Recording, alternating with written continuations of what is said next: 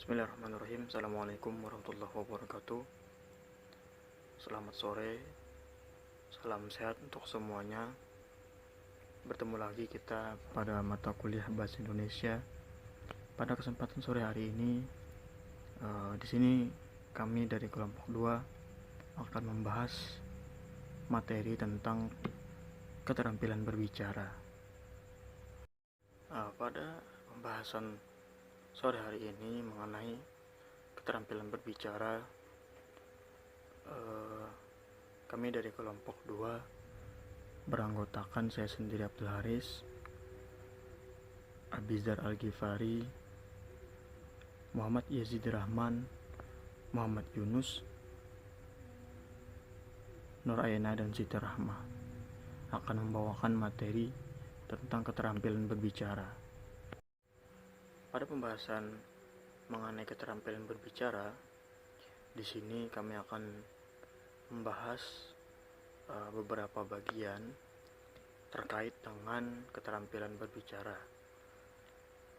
Di antaranya definisi atau pengertian berbicara, konsep dasar berbicara, jenis-jenis berbicara, tujuan berbicara, faktor penunjang kegiatan berbicara, dan faktor penghambat dalam kegiatan berbicara. Memasuki pembahasan pertama, yakni definisi berbicara.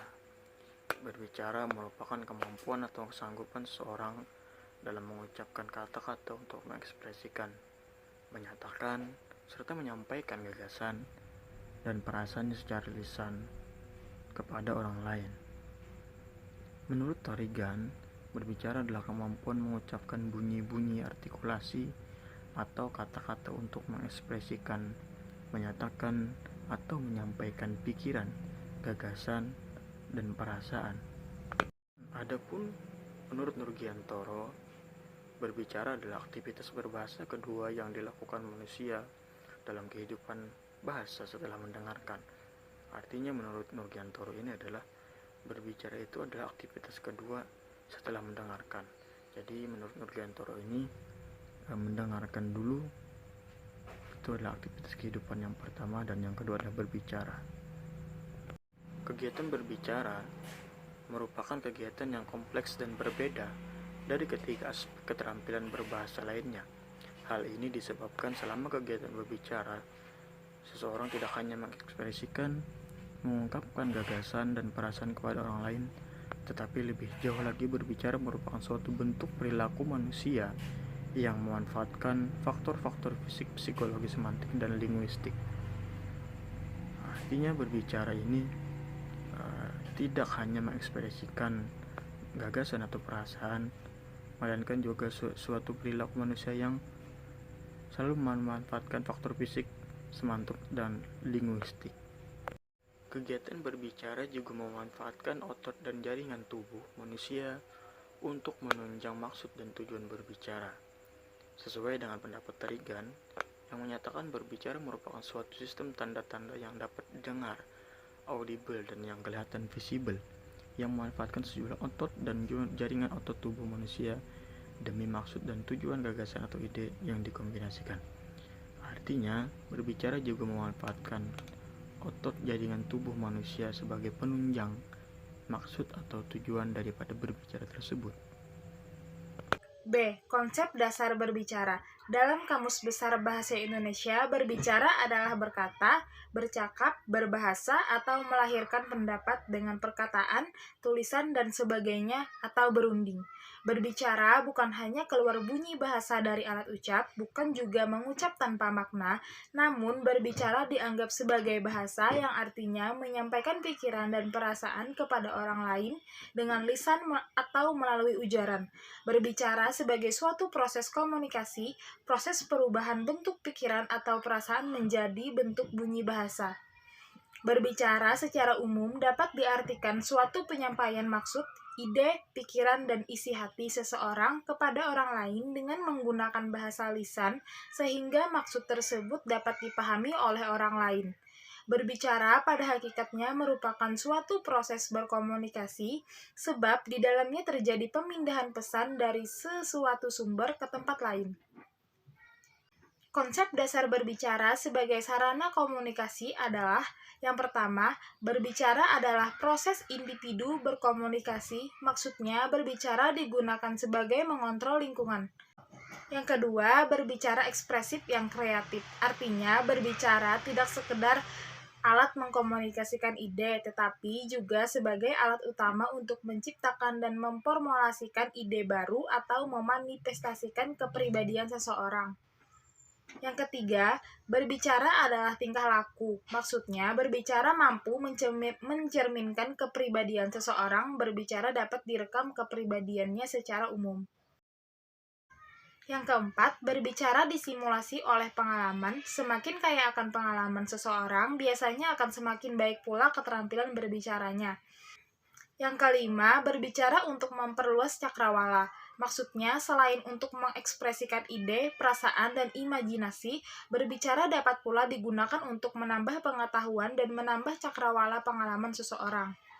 Yang keenam, kemampuan linguistik dan lingkungan berkaitan erat. Maksudnya, lingkungan yang konduktif memberi peluang dan kesempatan pada anak untuk dilatih berbicara akan sangat mendukung keterampilan berbicaranya. Yang ketujuh atau yang terakhir, berbicara adalah pancaran kepribadian, maksudnya untuk mengidentifikasi kepribadian seseorang dapat digunakan berbagai cara. Satu di antaranya adalah berbicara. Kualitas setara tinggi rendah, nada dan kecepatan suatu dapat dijadikan indikator keadaan emosional seseorang. C. Jenis-jenis berbicara. Yang mana di dalam pembahasan mengenai jenis-jenis berbicara, yang mana di sana terdapat 5 landasan dalam atau tata cara yang digunakan untuk berbicara. Yang pertama itu ada situasi, yang kedua ada tujuan, yang ketiga ada jumlah pendengar, yang keempat ada peristiwa khusus, dan yang kelima ialah jenis-jenis berbicara. Yang pertama ialah jenis-jenis berbicara berdasarkan situasi pembicaraan, yang mana di dalam berdasarkan situasi pembicaraan di sini terdapat atau terbagi lagi menjadi 2 bagian, yang mana yang pertama itu ada pembicaraan informal dan yang kedua ialah pembicaraan formal. Yang mana di dalam pembicaraan informal tersebut meliputi atau terkait bertukar pengalaman, percakapan, penyampaian berita, pengumuman bertelepon maupun memberi suatu petunjuk. Itu terkait berbicara informal. Adapun terkait berbicara formal yang meliputi ketika adanya suatu ceramah, wawancara, debat maupun diskusi dan bercerita di dalam suatu tempat yang disebut tempat formal. Yang kedua ialah jenis berbicara berdasarkan tujuan pembicara, yang mana di dalam tujuan tersebut pada umumnya meliputi atau menjadi atau terbagi lagi menjadi 5 bagian terkait adanya tujuan pembicaraan. Yang pertama itu ada pembicara untuk menghibur, yang mana di dalam pembicara tersebut biasanya digunakan ketika suasana santai, rileks maupun kocak, namun tidak berarti berbicara menghibur tidak dapat membawa suasana itu tidak adanya suatu pesan terkait pembicaraannya. Yang kedua itu ada pembicara untuk menginformasikan, yang mana di dalam pembicaraan ini agar suatu pembicara menjelaskan atau benar-benar jelas terkait apa yang ia sampaikan. Yang selanjutnya ialah berbicara untuk menstimuli, yang mana di dalam berbicara menstimuli bahwa suatu berbicara itu berusaha agar lebih serius yang mana dikenakan suatu pembicara berkedudukan lebih tinggi daripada pendengarnya. Pada dasarnya berbicara menstimulasi ialah suatu adanya pembangkitan semangat kepada orang atau kepada si pendengarnya untuk bisa atau berbuat lebih baik lagi. Selanjutnya ialah berbicara untuk meyakinkan, yang mana di dalam berbicara untuk meyakinkan bahwa pembicara berusaha untuk mengubah sikap dan sikap kepada si pendengarnya dari awal yang tidak setuju menjadi si pendengar tersebut setuju terkait apa yang ia sampaikan. Yang kelima ialah berbicara untuk menggerakkan, yang mana di dalam berbicara untuk menggerakkan menuntut adanya keseriusan baik dari segi pembicara maupun si pendengar pun. Yang mana pembicara dalam berbicara sangat berwibawa ataupun tokoh di dalam masyarakat serta terkait panutan di masyarakat yang tersebut. Yang ketiga ialah jenis berbicara berdasarkan jumlah pendengar, yang mana di sini ada beberapa contoh atau ada beberapa terkait jenis berbicara. Yang pertama itu ada berbicara antar pribadi, yang mana jenis berbicara ini terjadi apabila seorang berbicara dengan satu pendengar yang lainnya, atau bisa kita katakan sebagai empat mata lah. Selanjutnya ialah berbicara dalam kelompok kecil, yang mana berbicara dalam kelompok kecil di sini yang terjadi ketika berbicara apabila adanya suatu kelompok yang suatu kelompok kecil, yang mana di situ pun terdapat 3 ataupun lebih 5 orang di dalam kelompok tersebut dalam pembicaranya. Selanjutnya ialah berbicara dalam kelompok besar, yang mana terjadi apabila pembicara berhadapan dengan si pendengar dalam jumlah yang sangat besar. Contohnya lebih dari 5 orang, ataupun ketika berdiskusi itu dikatakan sebagai kelompok besar. Ya, yang keempat ialah jenis berbicara berdasarkan peristiwa khusus, bahwa di dalam jenis berbicara berdasarkan peristiwa khusus di sini mempunyai beberapa macam peristiwa khusus. Yang pertama itu ada situasi presentasi, yang kedua itu ada situasi penyambutan, yang ketiga ada situasi perpisahan, yang keempat itu ada situasi jamuan, yang kelima itu ada situasi perkenalan, dan yang keenam itu ialah situasi nominasi. Adapun yang kelima ialah jenis berbicara berdasarkan metode penyampaian berbicara, yang mana di dalam metode penyampaian berbicara di sini terdapat atau memiliki 4 jenis terkait berbicara. Yang pertama itu ada metode mendadak, yang mana terjadi apabila tiba-tiba seorang pembicara diminta untuk berbicara di depan tanpa adanya suatu persiapan atau yang direncanakan terhadap pembicara. Yang kedua itu ada metode berdasarkan catatan kecil, yang mana metode ini digunakan oleh pembicara yang berpengalaman, karena di dalam metode ini membutuhkan pembicara yang mampu mengembangkan suatu pembicaraannya dengan bebas dan bisa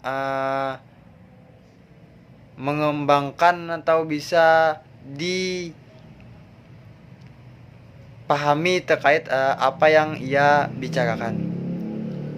Selanjutnya ialah metode membaca naskah, yang mana metode ini cocok digunakan apabila pembicara akan menyampaikan suatu pernyataan, kebijakan atau keterangan secara tertib ataupun di dalam pidato maupun acara-acara yang bisa kita dikatakan sebagai acara resmi.